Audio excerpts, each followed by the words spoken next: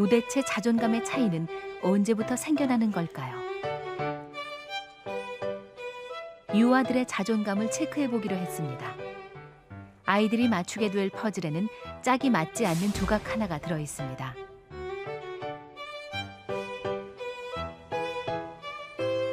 첫 아이가 들어옵니다. 이 정도의 나이만 돼도 아이들은 이미 자신만의 자존감이 형성된 상태. 퍼즐을 본 아이는 흥미를 보입니다.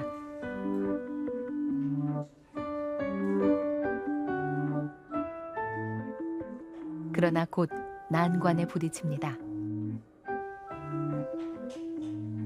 어른이 한다 해도 이건 이미 불가능한 과제입니다. 절대로 맞출 수 없는 짝을 넣어놨으니까요. 아이들은 처음에는 이상해하다 곧 불안해하고 스트레스를 받기 시작합니다.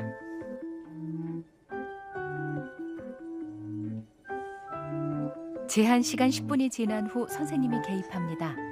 지윤아, 아니야. 선생님이 잘못된 조각을 줬어. 이 조각으로 한번 다시 해볼까?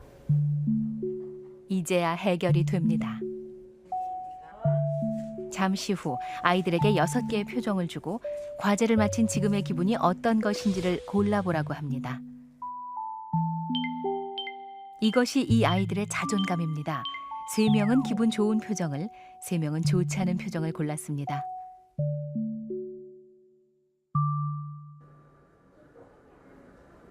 무엇이 그런 차이를 만들어낸 걸까요? 이번에는 엄마와 함께 맞춰보게 했습니다. 역시 불가능한 과제입니다. 엄마의 태도 차이가 혹 좀 전에 자존감 차이와 연관이 있는 것은 아닌지를 알아보려는 겁니다. 아닌 것 같은데? 아이의 엄마는 아이가 퍼즐을 맞추지 못하자 참지 못하고 방법을 가르쳐주려 애를 씁니다. 반대로 이 엄마는 아이가 끝까지 해보도록 기다려주고 있군요. 이 엄마 역시 끈기 있게 기다려주고 있습니다.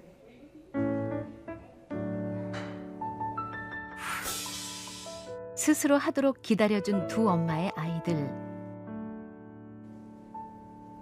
그 아이들은 바로 조금 전 웃는 표정을 골랐던 그 아이들이었습니다. 양육 태도와 아이들의 자존감이 일치했던 겁니다.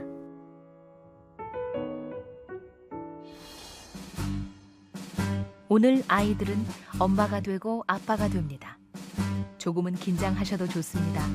아마도 당신은 당신의 얼굴을 보게 될 것입니다. 자, 준비. 네, 들어왔습니다. 켜. 아이, 너 오늘 왜 그래? 아니 아빠 그게 학교에서 아니라 돌아오는 아이는 우리 반 매우 선생님 화가 나 있잖아. 있습니다. 선생님이 되게 화나게.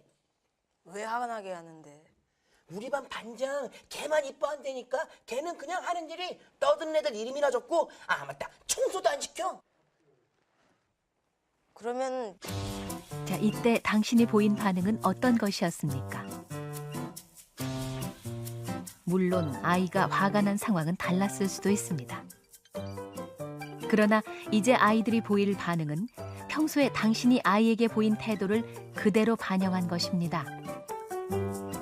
아무리 그래도 선생님이 나쁘다 그러면 안 되지. 나중에 너 공부 제대로 안 하면 평생 못 살아. 네가 못하니까 그런 거야.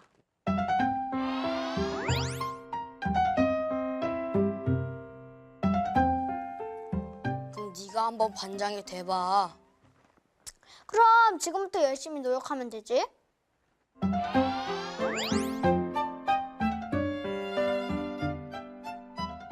그렇다면 아이들이 부모로부터 가장 듣고 싶어하는 말은 무엇일까요? 뭐 그런 선생님이 다 있어? 그치. 아빠가 생각해도 그렇지. 일단 아이의 감정에 공감을 해주는 태도입니다. 이 시기에 부모가 저지르게 되는 바람직하지 않은 양육 태도가 2가지가 있는데요. 한 가지는 이렇게 해야 돼 라고 부모가 아이를 이렇게 발달시키겠다는 목표를 가지고 부모 의도대로 아이를 막 몰고 가는 거예요. 강압적인 태도는 아이의 자존감 형성에 치명적입니다. 아이는 늘 틀리게 돼 있는 존재죠. 그걸 강압적으로 교정시키려 할 때 아이는 무력감을 느낍니다. 한 가지는 무조건 아이가 하고 싶은 대로 내버려 두는 거예요. 강압적인 태도 못지않게 위험한 태도입니다. 자존감을 살려준다거나 그것이 아이의 창의성을 길러준다고 생각하고 모든 것을 다 받아주는 거죠. 길을 살려준다는 생각에 과도한 칭찬을 해주는 건 역시 좋지 않습니다. 비현실적인 자아상을 키워주게 됩니다. 이번에는 아이의 부모들의 자존감 지수를 체크해봤습니다. 성인의 자존감 지수가 어린 시절의 경험과 어떤 관련이 있는지를 알아보기 위해서였습니다. 두 분이 많이 다르셨어요. 아버지는 따뜻하고 정이 많으셔서 늘 항상 함께 놀아주시고, 어머니께서는 좀 무뚝뚝하시면서 아들, 딸 차별을 많이 하셨어요. 많이 교육을 시켰어요. 앉혀놓고. 공부를 잘하고 못한 거에 대해서 결과 가지고는 저한테 한 번도 말씀하신 적이 없어요. 아동기 경험은 그대로 그들의 자존감 지수에 나타났습니다. 부모 경험이 좋은 경우 어김없이 성인이 된 지금도 자존감이 높았습니다.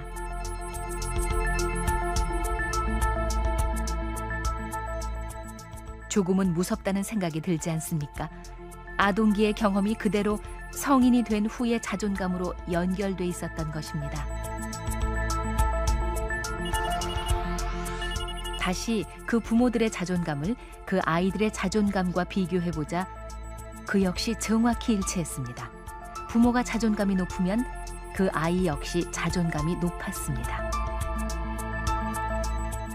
So when the child looks on the parent and looks at the way the parent deals with them, for example, if a mother is coming towards a child and she's always smiling and her affection shows in her face, then soon that child is going to see her as a mirror reflection of himself or herself. So they learn to define who they are by what they see in the mirror. This is how self-esteem begins. Secure attachment has a lot to do with self-esteem.